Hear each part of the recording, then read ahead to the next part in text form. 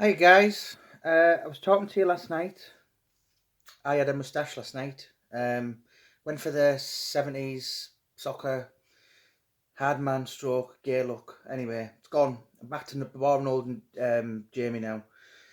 It's a bit like having a moustache is a bit like having Superman's cape on. It just gives you that extra bit of power, makes you feel a bit special. But anyway, today is the 14th anniversary since Paul Sykes passed.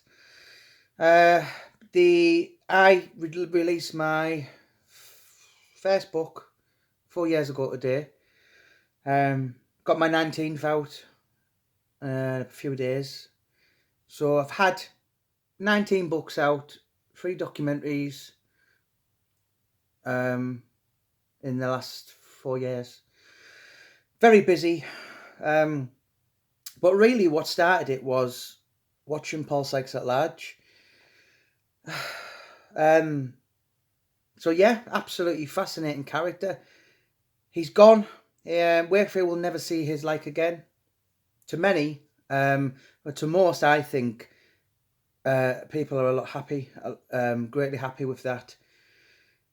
When I did the first 2 books, which were both in 2017, I seem to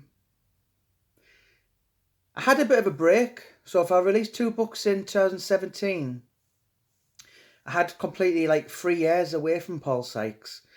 And what I found was doing the final book, Sykes' Final Agony, I found that I was learning more, and I was still discovering how much pure mixed raw emotion that name Paul Sykes brings up, because obviously I grew up far away from Wakefield, like 70 mile, something like that. So when people would say things when I'd done the first couple of books, it never really registered because I didn't know them. And for some reason, there was more of a negative, there was more of a public outcry doing the final book than there was with the first 2 books put together. I've no idea the reason behind that. Maybe it's because he's a bit more well known now. Maybe it's because the film and the documentary are around the corner. Obviously, I've got to know a great deal of people over the last couple of years in Wakefield. And, you know, in my opinion, I'm quite really fond of the city in city of Wakefield, and I'm going to be back there a lot when I'm doing the film. I'm going to be like some kind of consultant. So when we do the film and when we do the documentary, but not everybody was best pleased, and I think a lot of people saw me as the guy who awoke the spirit of Paul Sykes up, if you like, and put him back in the spotlight. In my opinion, I don't know about you, but he is. I mean, he's the reason that I, when growing up boxing years ago, I'd see gyms, and I never, Wakefield, and I never took any notice. Wakefield to me, before I just kind of discovered the Paul Sykes story, was a bit like, it was a bit like Milton Keynes, Coventry. There was a place you knew existed, but it had no interest, and you didn't really.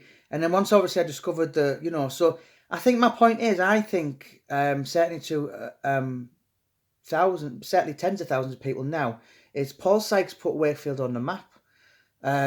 For whatever reason you want to, just it's up to you. I suppose it was in a positive light from 78 to 80, when he was a professional fighter, getting to the level of British and the Commonwealth titles. But predominantly overall, he did bring great shame and negativity to the city. And a lot of people I find from Wakefield just won't forgive him. I've met so many people who knew him who still suffer today. Who, his sister being a prime example for one. She suffers from, I forgot what it's called.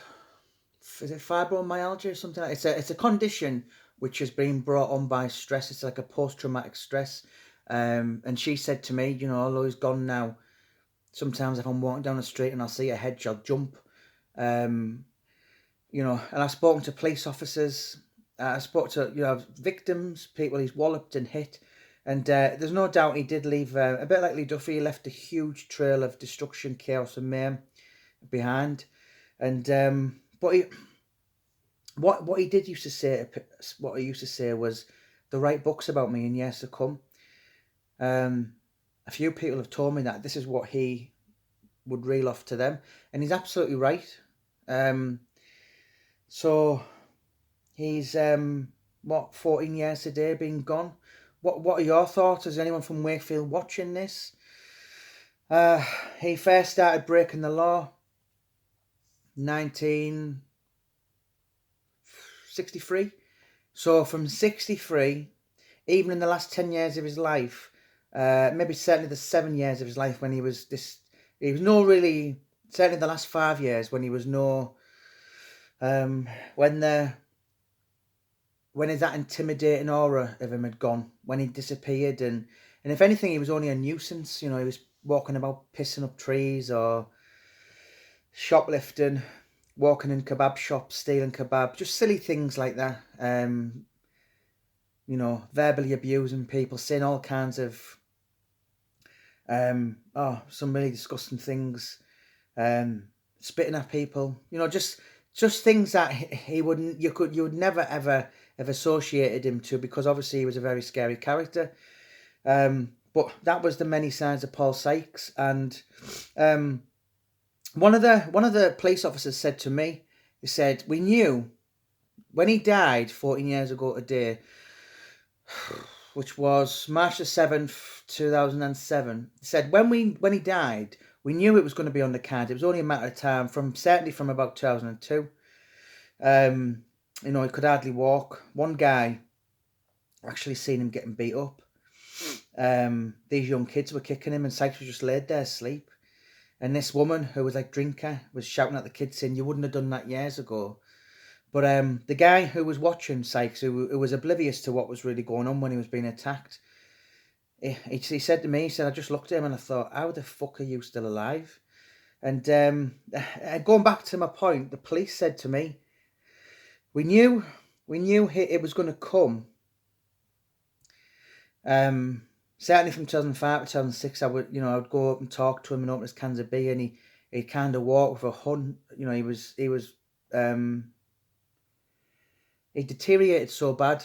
His health was just, he'd totally been ravaged by several things: alcoholism, diabetes, what was the other thing? Arthritis. The correct term on his death certificate was liver cirrhosis and pneumonia. Obviously drink related. But the police said to me, they said, you know what? Although he died and it was coming for a long time, we didn't actually think he would die. We didn't actually think he could be killed. It was almost like Dracula. Do you know what I mean? It was just like, oh fuck, there's Sykesy there, and Wakefield. It was an end of an era when he'd gone. Albeit most of them, I would probably say about 83% have said it was an end of an era for the city, which kind of, was only positive, if you like. But nobody will remember. Nobody will forget that name, Paul Sykes, in a hurry. And today he's buried in I can't pronounce the name. It's on the page. Renthorpe, is it? And it's with a W. It's sorry, Alverthorpe. Alverthorpe Cemetery, and he's buried. I've been many times. He's buried very, very close to his parents. I don't think the grave gets any kind of um, any attention. Doesn't really. Every time I've been there, it's never really had any flowers on. It always looks a bit shabby and a bit dusty. And he's now in a grave in Wakefield with a stone that says, "Always look on the bright side of life," which was his motto. And yeah, how does the city of Wakefield remember him? There must be lots of people on this who do remember him and who thought, "Oh fuck, that's that bastard," or actually didn't mind him. He was always entertaining. To even just, I've spoke to so many people over the years who've sat back, and even though they weren't comfortable going so close to him, they said to me that it was a bit like a car crash. When something happens or when something collapses, you hang back, and I know you probably shouldn't look, but it's, when there's a crowd, when there's people being nosy, and people just hang back and just were so interested and intrigued in him. So what is your feedback? He's gone. His name now is, it certainly won't be forgotten. It's not in my lifetime. He is undoubtedly very much like Lee Duffy in Middlesbrough, Teesside, for being the number one bad guy. Wakefield will never see another character like him again. But yeah, he what a life he did. What a life he just seemed to be part of the furniture while he was here. And one guy accidentally, Mum was telling me, he said for weeks after Paul had died, he said, I couldn't get my head round it, because he said to me, when I used to walk through the town centre, you'd always hear Paul before you seen him. He'd always have like an audience. He'd be like a school teacher, and he'd have maybe 6 or 7 kind of people who were a bit down on the luck, fellow alcoholics, drug addicts, and he'd be in his element, and he'd be stood up, and he'd almost be, giving his rants and his talks, and he said when it went for weeks when he was gone, he said Wakefield was a really strange place. He said I would kind of take my time trying to look for him, and for that second I'd think he was there and think, oh, well, he's gone now. But yeah, whether it's for good or whether it's for bad or whether it's for plain evil, whether he was misunderstood, what a huge legacy the guy left behind. I'm not sitting here now saying it was all good, because listen, I'm not from Wakefield. I didn't live through the time. I didn't see him. I never met him. Would I have probably liked him if I'd have seen him and he'd have shouted at me? Probably not. Would I have found him interesting? Absolutely. And that's the thing with Paul Sykes. I was talking to Martin O'Neill. I think I told you the other day. Football manager, and he's really intrigued with Paul Sykes. I just don't think when you watch that, I've spoken to a few people, even like kind of celebrity names, Alex Reid and that, and footballer the other day, Premiership. I won't name him. No, he probably wouldn't like me to. And he said, no, he's not for me. Like him, I've heard all these bad stories. And I said, well, did you watch a documentary? He said, yeah. He said it was really interesting, but I'm saying I'm not actually trying to tell you he was a nice guy. All I'm trying to say is, what a documentary. And as I said, I think I said to you the other night in one of my videos, I don't think, I'm 40-year-old now, and I don't think I will ever watch anything for the rest of my life that would ever captivate me and grip me the way that documentary did.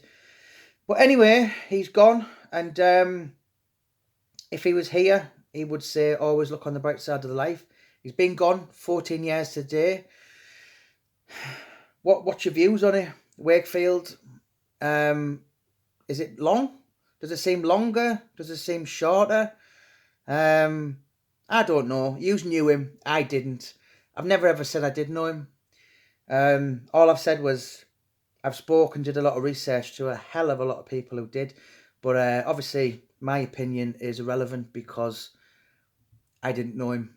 Didn't know him. Didn't know of him until over 5 years after he died. But yeah, he's gone. And as someone said to me the other day, said quite a well-known character said that if he'd be here now and looking down or up wherever he is, and he thought people were making films on him, documentaries and writing books, he said he'd be absolutely laughing his cock off. And that was someone who said that, who knew him really, really, really well, really close. I don't know, but yeah, he was Wakefield's own, and in my personal opinion, Paul Sykes for me put Wakefield on the map. Whether that's for a good thing or a bad thing, I don't know. But I'd never took any interest in Wakefield, and never. In fact, I had been once. I'd been to a boxing show, but I'd never. And then once I watched that documentary, I just made me want to go and look around some of the haunts. And I spoke to another guy the other day called Gareth Ragg. He's absolutely crackers on Paul Sykes, lovely fella, and he reminds me a bit of myself. He's very talented poetry writer. He's written some poetry for my final book, Sykes Final Agony. And he said to me, he said, you know what, Jamie, it was taking on my life that much that my missus was saying, Gareth, you need to stop this obsession with Paul Sykes. Just walking about the house saying what these lights doing on Catherine. I've been there myself, and I've also met others who were like that. And no doubt when the film comes out and when the documentary comes out, it's going to get even worse.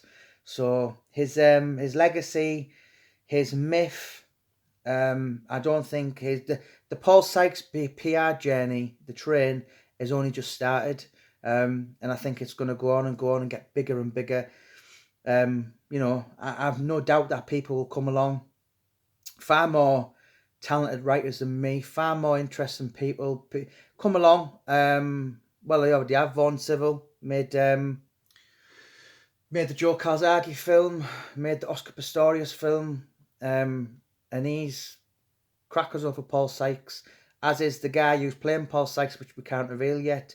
As is there's a lots of people, and I think that's only going to get bigger and bigger and bigger. And I think he could, in the next certainly 3 to 5 years, I think that his name will be up there. I don't think anything in Britain will eclipse the craze.